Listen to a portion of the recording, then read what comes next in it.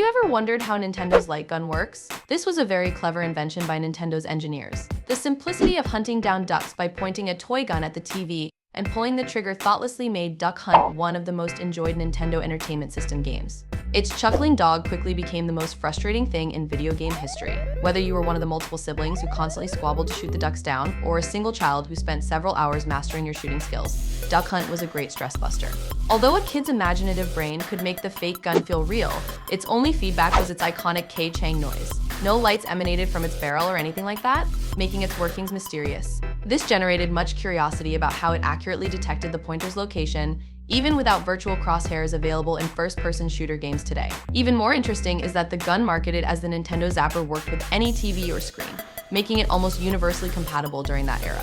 Duck Hunt first arrived with the Zapper gun in 1984 in Japan and reached American homes by 1985. However, the legacy behind the gun used with games like Duck Hunt can be traced back to the 1930s, when the first light guns were created. These light guns use phototubes or vacuum tubes capable of detecting light. If you have ever played Duck Hunt or any of the other NES games that use the NES Zapper gun, you probably at one point or another wondered how the game actually knows where on the TV you are aiming the gun when you pull the trigger. It turns out the method for accomplishing this is incredibly simple. That is the gun itself. The gun primarily just consists of a button, the trigger, and a photodiode, a light sensor.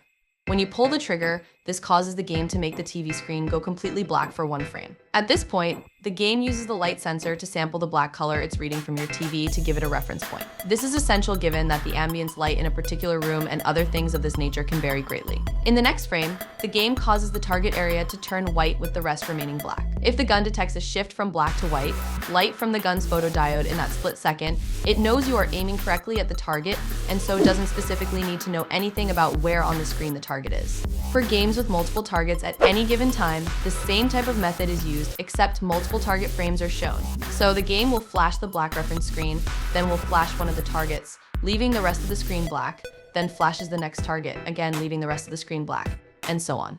The game knows which target is hit, if any, by which frame is currently being shown when a light shift is detected. Bonus facts. If you read over the patents for the NES Zapper gun, one of the main features they point out, which separates their gun from previously patented light-detecting guns, is that in the preferred embodiment of their system, it has the ability to distinguish between multiple targets in one frame. However, that's not actually what they did in the NES system.